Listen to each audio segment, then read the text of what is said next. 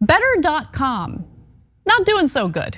It's a digital mortgage lender with offices in Oakland, and it just laid off 900 employees all at once, all during a Zoom meeting.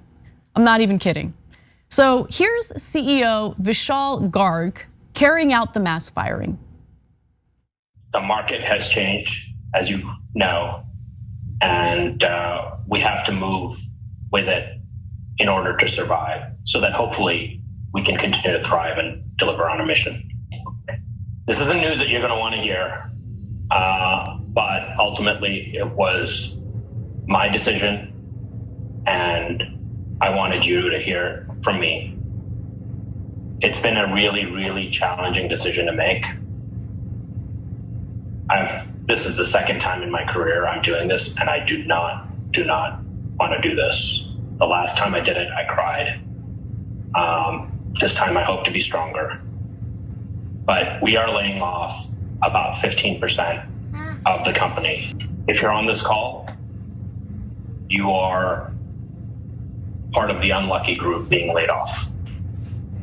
Your employment here is terminated, effective immediately.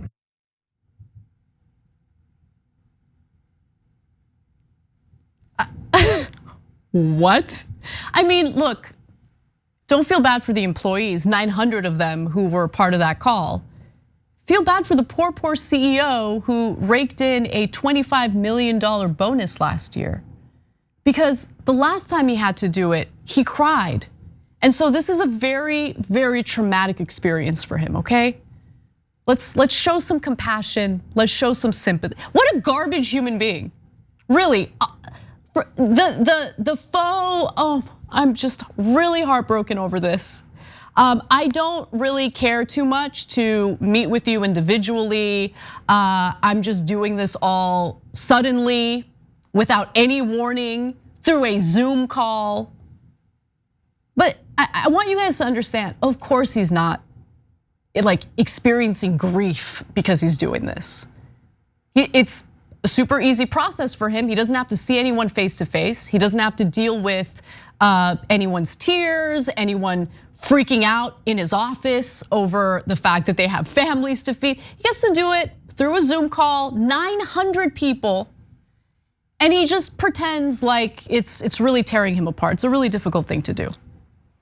Now, he got backlash for this because some of the employees who had been terminated filmed the whole thing and put out the video, which is why we have it. So thank you to those employees, and I feel awful for them. But since he got some backlash, he decided the best way to handle this is to trash the employees who I fired. Yeah, it's a good play. So he wrote this. You guys know that at least 250 of the people terminated were working an average of 2 hours a day while clocking in 8+ hours a day in the payroll system. They were stealing from you and stealing from our customers who pay the bills that pay our bills. Get educated, Garg wrote, according to a blind post viewed by Fortune. Now Fortune hit him up and was like, yo, are you the one who wrote this? And he confirmed yes. He is in fact the person who wrote that callous and disgusting post. I don't believe him. Besides which, isn't that a failure for the executive team? If they hired a bunch of people and had them working only 2 hours a day, it seems like there was some incompetence at the very top. But anyway, let me give you more. He said this after confirming that he had written that callous post.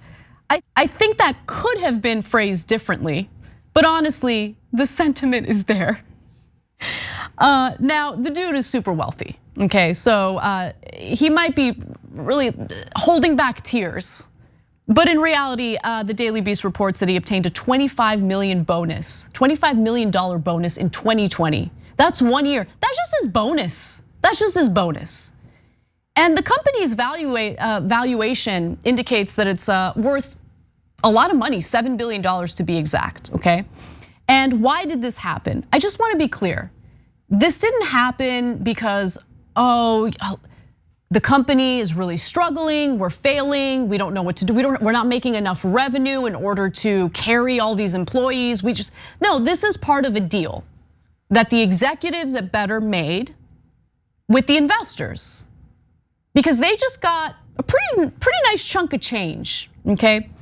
So let me give you those details, because this is what really goes on. This is how business really works.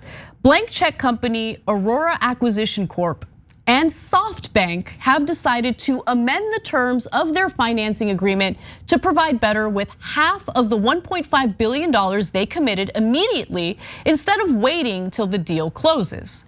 Under the new arrangement, capital hits the company's balance sheet now faster than originally planned and puts more money on the balance sheet overall to fuel further growth.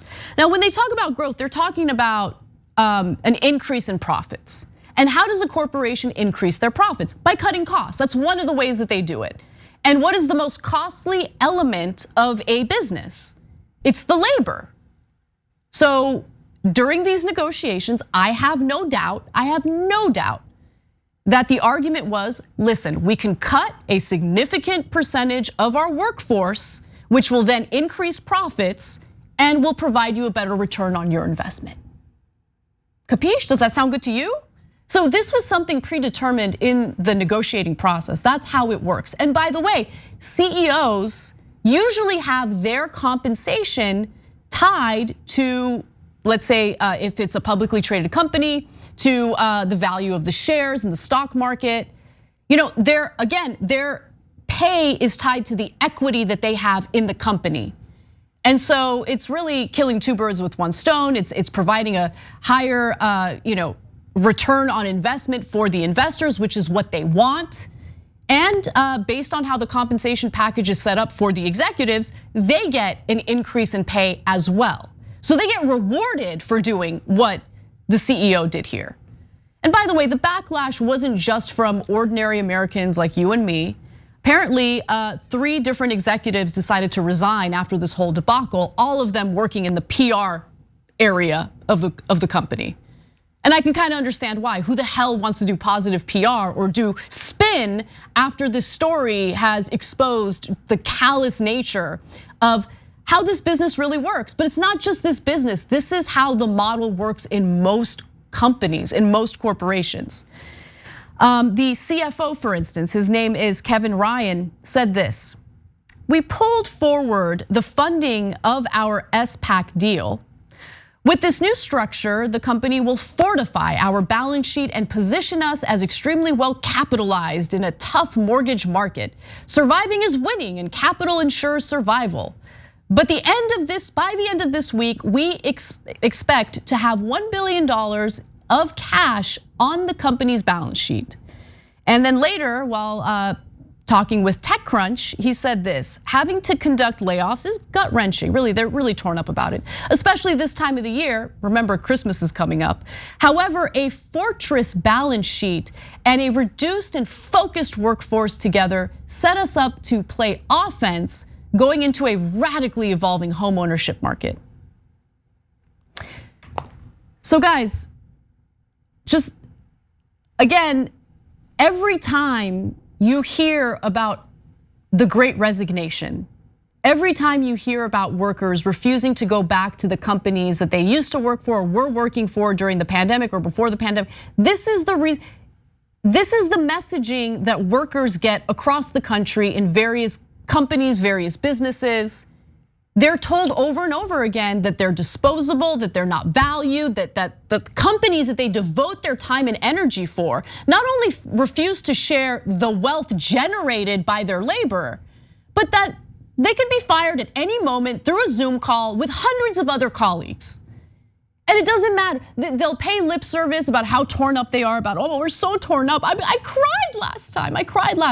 But at the end of the day, they don't give a crap about you because they want to provide the return on investment for the investors and ensure that the executives get a nice little compensation package. They're not crying about it. This is how it really works. This was predetermined through the negotiations. And I love seeing the CEO get dragged the way he deserves to. I hope more of these executives take a stand and step down. Who the hell wants to be associated with a company like this? But again, it's not just about this company. This is what goes on in most major corporations, most multinational corporations, throughout this country. Workers are considered disposable, even though they're the ones who generate the revenue that allows for the corporation to exist and thrive in the first place. Thanks for watching The Young Turks, really appreciate it. Another way to show support is through YouTube memberships. You'll get to interact with us more. There's live chat emojis, badges. You've got emojis of me, Anna, John, JR, so those are super fun. But you also get playback of our exclusive member-only shows and specials right after they air. So all of that, all you gotta do is click that join button right underneath the video. Thank you.